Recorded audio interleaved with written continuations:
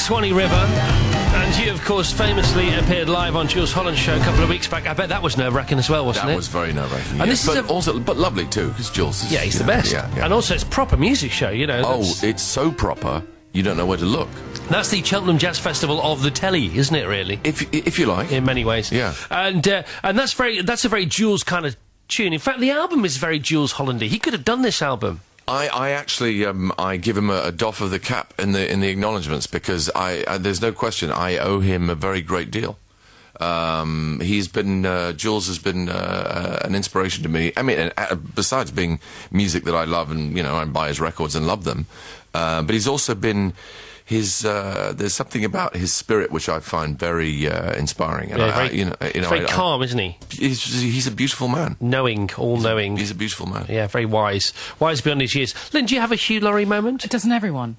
I think that's... everyone I honestly don't. What's yours, Lily? No. About 15 years ago, I was sitting in exactly the same place with you, doing the traffic news on Radio 5 Live, and frankly stopped stalking me. Because that's twice now. That's what it's back for. Yeah. This whole ruse of a new album and a movie in Papua New Guinea. If you turn up again in 15 years, I'm going to know, all right? All right, Hugh Laurie with us all morning this morning. Here's Lynn of The Travel.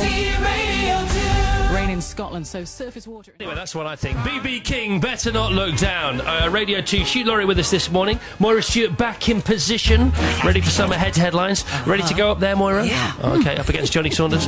Johnny Saunders, in awe this morning, aren't you? Yes. You're dumbstruck because Hugh Laurie is your hero on many levels. Of course, she's famous, perhaps infamous. Her first ever TV appearance was rowing for Cambridge in the 1980 boat race, which Cambridge lost by 4 feet, and she still confesses to have nightmares about. Well, I can wake up sweating over that and think... Maybe yes, you should have sweated more on the day, yes, my friend. Yes, exactly. No good looking back, is it? Oh. Well, that's what you do. In fact, that is what you do when you're rowing, of course. But yes, you know, that feeling of if only, that's a horrible thing to drag around. Was it your fault at number 4 in the boat? I think it was. I think I just took a couple of strokes off while I was thinking about something else, and that was all it took. So you said that you'd never been fitter in your life, but it wasn't a fitness that helps your life. No, because for some reason it just gives you this intense lethargy the whole time. You can't get off the sofa. It's just exhaustion. I think it's just perpetual exhaustion. So you're just knackered all the time? Knackered, yeah. All right, okay. Well, Hugh's here to talk about that and lots of other things, particularly his brand new album, Let Them Talk, Hugh Laurie's album, out on Monday. So, Hugh, you know... Why music? Why sign a deal which means you have to go out there and do this thing publicly that you enjoy so much privately? Good question, right to the heart of the matter. Let me see if I've scribbled down an answer somewhere, but I appear to have left it in the... That's a tricky one, isn't it? It's not a flight of fancy, this is a proper record deal. Yes, it is a proper record deal. Oh, everything about this is proper. I wore a tie in the studio. That's how proper it was. I've seen a picture No, I of did. it. I did. I actually thought to myself, I don't want to wear jeans for this. This doesn't seem right. I want to be properly dressed for this. I wanted to share my love for this music. I couldn't help myself. And I thought that if... in 10 years from now, if I look back and said, oh, you know, I could have done that and I didn't, I would hate it. I would hate myself for just... that would be another if-only moment. And you don't want to have too many if-only moments. Have you had any? Well, a few. But the few that you have, I think, are almost always to do with the things you don't do, not the things you do. Of course. It's the... yeah. So I thought, I don't want to be that person going, yeah, I could have done that and I didn't because I was, I don't know, chicken. Well, let's not give you another if only I'd have judged headlines and I didn't because you will. Exactly. Is that all right? Let's do that now. Let's have today's headlines. Moira up against Johnny. It's 2-1 to Moira. It's a short week. So I suppose we have to have a deciding factor here. I think I'm talking about another 2-point Friday. Oh, yeah. I don't know. So, Johnny, you could win, not just straw. She's in charge of judging today. Johnny has absent-minded from the papers. Mary and La La La. Moira has steep, stubbed and revived. Johnny, you're behind, just like she was all those years back in the boat race. But can you make up that 4 feet? Can you beat Oxford metaphorically? Give us absent-minded. A German motorist who forgot where she parked her car has asked her insurers to write off the vehicle. 45-year-old Suzanne Vulder parked her vehicle 6 weeks ago in Munich but can't remember where. She thinks she left it in an underground car park, but can't be sure which one. Despite a lengthy search, there's still no sign, so she's asked her insurers to pay up for a new vehicle. Moira, steep, please. 5 friends climbed a mountain for charity, then found it was the wrong one. They intended to scale Ben Nevis, the UK's biggest peak, but went up nearby Stubburn instead. Leader Damien Davis of Swindon said, from ground level, the mountains looked about the same height. Judge Hugh. Well, it's close. Obviously, it's about 4 feet, but I'm going to give it to Maura. That was a very good. The first point. Really? But that was close. Very, very close. Very close. I mean, I think that you're both still in it. Yeah. My story had its moments, didn't it? Johnny, See? please. Say it like that. Drop it now. It's over. Johnny, give us Mary next. There's good news for fans of red wine and chocolate today. Researchers at the University of Northumbria have discovered that both have ingredients in them that make you brainier. The ingredients in questions are polyphenols, which increase the flow of blood and oxygen to the brain, that in turn boosts the power of the old grey matter. Moira, stubbed, please. Players in the Anglia Cup may have to play barefoot after football boots were outlawed because the ground is too hard. An organiser of the amateur soccer tournament, which takes place in Cambridge, attributed the ban to sun-baked pitches. As Tom Ferry, a member of the one of the 8 teams taking part, said, I thought football was a man's game. Hugh? Wow. They're both rather moody, both of those. Yeah. I think Johnny actually gets that one. Yeah. Oh, God, it goes to a decider. How I think it does, exciting. yeah. 1-1 on the day. It's 2-1 on the week, but it's a double point Friday, so Johnny could clinch a victory with this. La la la, please, my friend. A US researcher has discovered that playing and performing music can develop the brain and make a person calmer. US researcher Fred Travis reckons many musicians are similar to top managers and athletes because they've developed their brains. He says they're more alert than non-musicians and have the ability to see the whole picture as well as experience intense feelings of happiness. Revived, Moira, please. A beer enjoyed by George Washington in the days before he led the American colonists to victory against the British has been brought back to life. The Coney Island Brewing Company mixed up a 15-gallon batch after a handwritten recipe was published by the New York Public Library. Josh Knowlton, the brewmaster, said the drink was light, pretty dry, but roasty. All right, bearing in mind, Moira is 23-10 up in weeks. Right. Hugh, who has won this week? I'm sort of just slightly leaning towards Maura. Moira's won! Yes, I am. Yes! All right, sorry, Johnny. Although, Johnny, yours was, of course, music to my ears. Yeah. I mean, that's really interesting. I might actually, if you could, I'll get the if I can research have that out after for you. you. Yeah, Yes, of course. Too late now, though. Doesn't get any points for that. I tried to buoy you up with the 2-point Friday. I know. Let's go back to Hugh's album now, and let's listen to Buddy Bolden's Blues on Radio 2, 18 minutes to 9.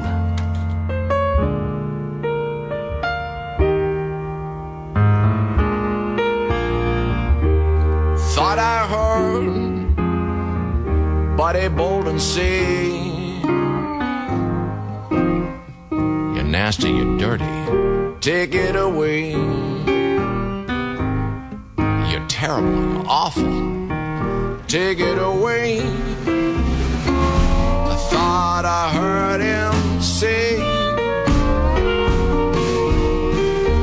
thought I heard Buddy Bolden shout, open up that window and let the bad air out. Open up that window, let that stinking air out. Thought I heard Buddy Bolden say, thought I heard Judge Fogarty say, give him 30 days in the market, take him away. Give him a broom to sweep with, take him away. I thought I heard him say, I thought I heard Frankie Dewson say, give me that money, girl, or I'm gonna take it away. Give me that money you owe me, or I'll take it away. Thought I heard Frankie Dewson say,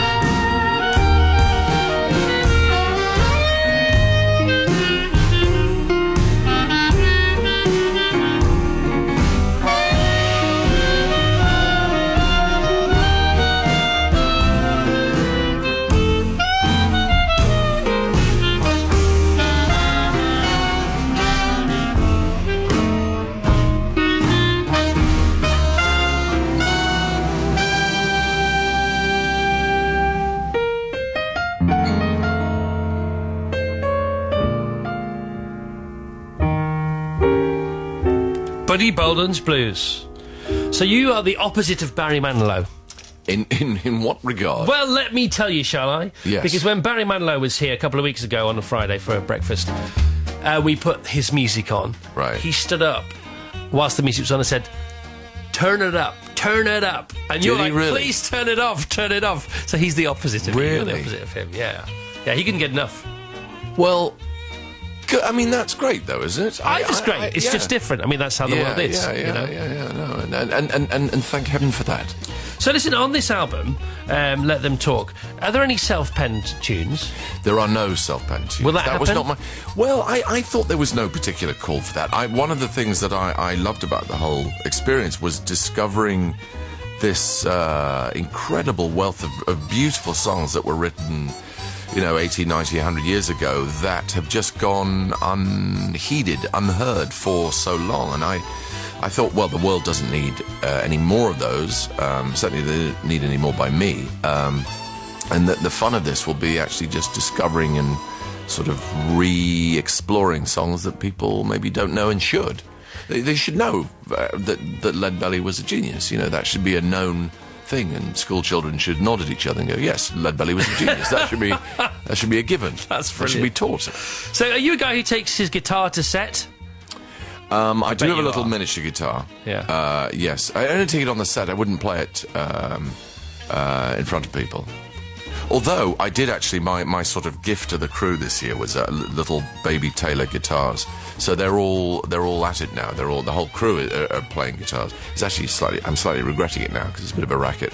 This is the crew on House, I would presume. Yeah. All right. So you're filming your house. So how many weeks a year does that take up? Because they work you so hard over there. They don't do. Well, Americans work hard. I mean, Americans are.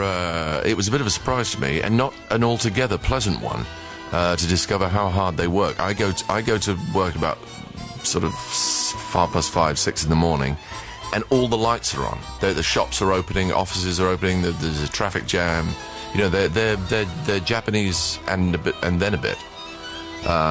They work incredibly hard, and it takes about 9 months of the year to do a season and to do 22 shows. So even though it sounds glamorous and it's perceived as glamorous, and it is glamorous on a day-to-day basis, it's the least glamorous thing in the world. Well, it's a shed.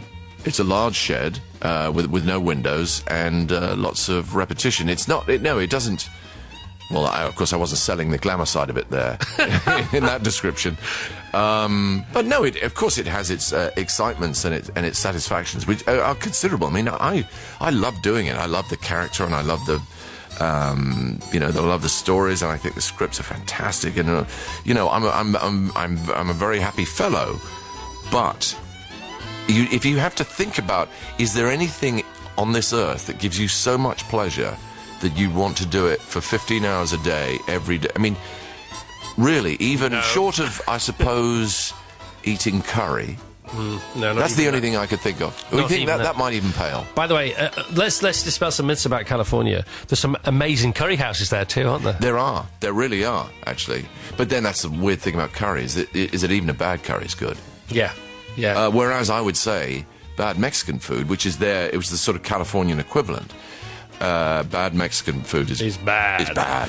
All right, so you do 9 months the year you film in house, then you do your music. You're making a movie in Papua New Guinea. I've just remembered